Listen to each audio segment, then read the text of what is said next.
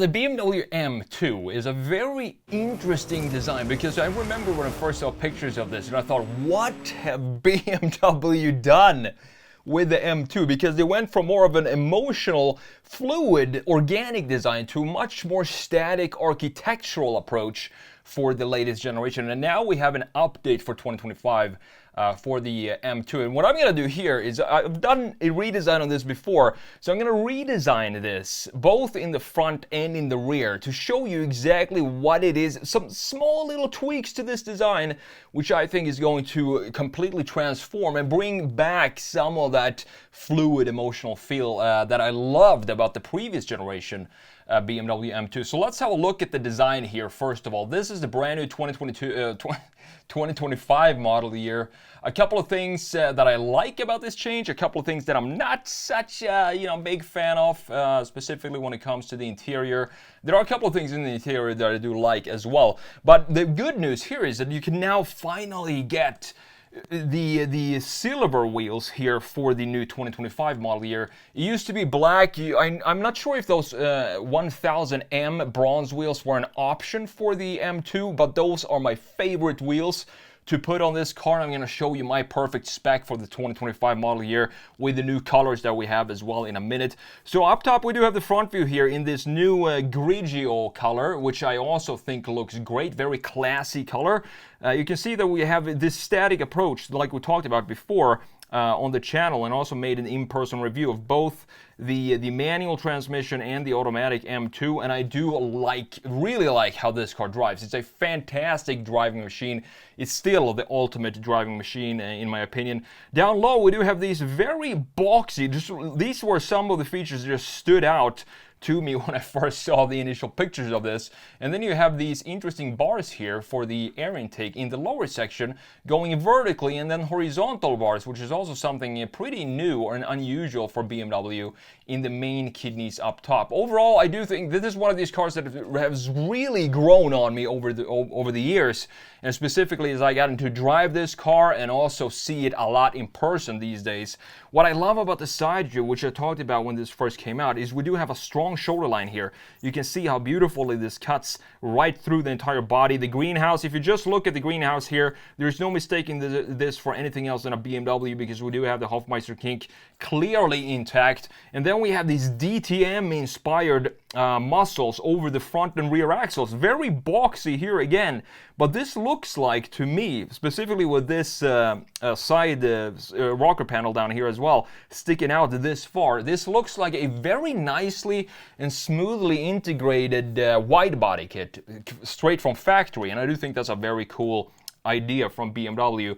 However, I forgot to mention a couple of things I want to change here in the front end. I want to have just a little bit of an angle for this box here, and maybe change up the headlights a little bit, something like that, make them a little bit more dynamic, and overall just add some more of that the previous generation vibe into this new BMW M2. Now these wheels, again, we have 19s I do believe in the front end, 20s in the rear.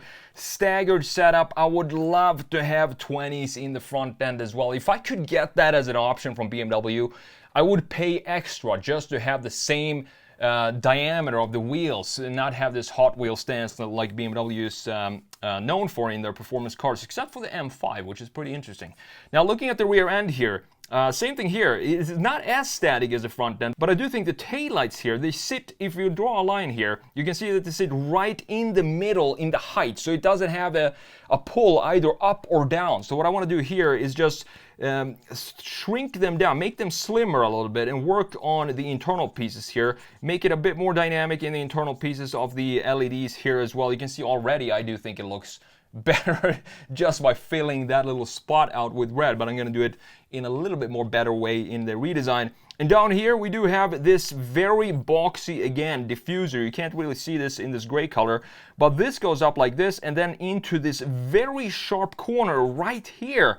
So I just want to cut this diffuser right here and have this be body color, and that's pretty much the changes that I'm going to do to the redesign in just a minute. But before we do that, let's have a look at the interior, because we do have a new flat bottom steering wheel here. looking great with this heated Alcantara option. As you can see, paddles, in this case we still have the manual, but you can get it with the automatic, of course, as well. This one comes with the carbon fiber package. You have carbon fiber down here and in the steering wheel as well. They did update the infotainment system here, so we now have the iDrive. I do believe maybe it's up to 10 now, at least 9.5, and they removed some of the buttons. I do believe they removed some of the buttons here in the dash and made them more digital now that we have the updated infotainment screen. And that is something that I'm not, I don't like, that we're removing so many buttons in the interior, but you already know that. And on top of that, you can now get the carbon fiber seats as a standalone extra, as a standalone option. You don't have to buy the, I do believe it's $9,000 carbon fiber package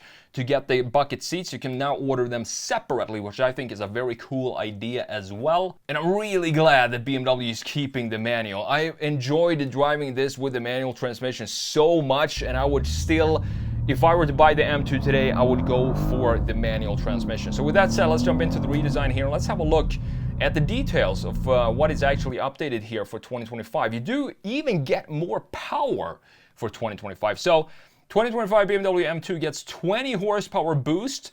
That goes out to 473 horsepower and an updated cabin like we talked about, upgraded infotainment system, and a tweaked dashboard layout that prioritizes the screen over physical buttons.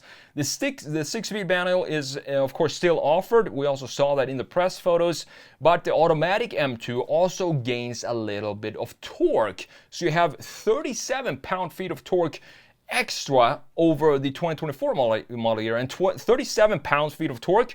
That is a number that is going to be noticeable when you're driving this car. It's not a it's a pretty substantial bump over the 2024 model year, but even with the added torque here, I would personally still go with the manual transmission. And the spec I would pick is the new violet color, the deep purple color with the bronze wheels. That would just be my perfect favorite M2 spec for the 2025 model year. The 2024 model year had 453 horsepower, and as I said, this year you get an extra 20 horsepower and new paint options as well. The M2 remains rear-wheel drive only, which I do think it's a good idea, even though maybe it would be cool to see have a little bit of power to the front wheels if the rear wheels lose traction in winter conditions. But at the same time, rear-wheel drive only just feels like a proper sports car, and BMW didn't really bother by putting in an X-Drive system into this car. I kind of like that it's still only rear-wheel drive. BMW claims a manual transmission M2 goes from 0 to 60 in 4.1 seconds, while the automatic M2 does the same sprint in 3.9 seconds. However, BMW is known to be very conservative with their numbers, so it's probably quicker than this. Top speed is limited in the normal M2 to 152 miles per hour, but if you go for the M drivers package, you can push this up to 177 miles per hour. Not bad at all. So this is the cool thing here when it comes to the exterior design. You have a lot of new paint colors, including Sao Paulo yellow, Vegas red metallic, skyscraper gray metallic, which is also a very classy, elegant color for the M2, and Portimao blue metallic. For the individual customization program, you do have Java green metallic, Voodoo blue, and this Grigio Telesto pearl effect, and the Twilight purple pearl effect, and that is the one I would go for. These colors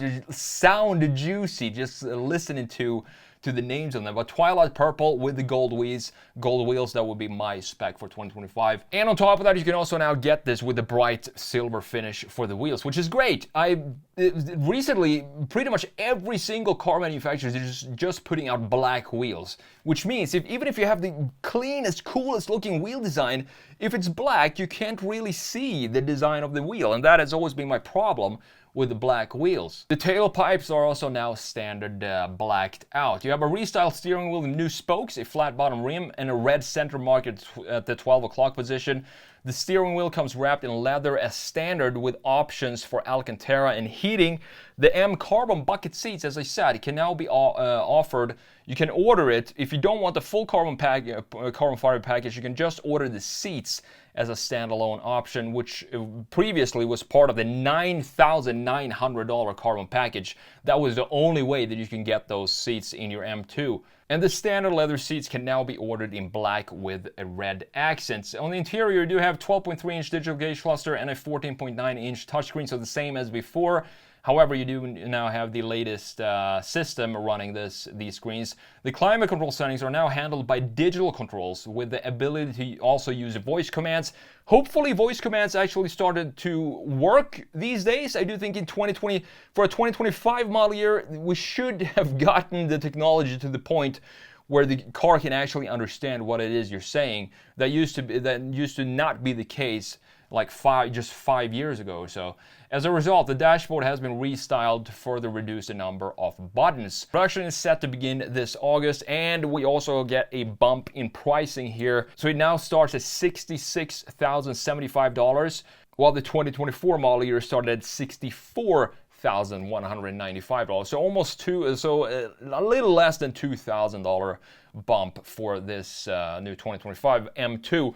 Overall, I do think this is honestly, I think this is one of the best looking BMWs on sale right now, because I think BMW, maybe they're starting to figure out the red line throughout their design, throughout the lineup, and combine all the different variations of faces that we have for BMW now. And if they're gonna go in one direction, I wouldn't mind if they took the BMW M2's design and kind of molded the rest of the lineup from the styling of the BMW M2.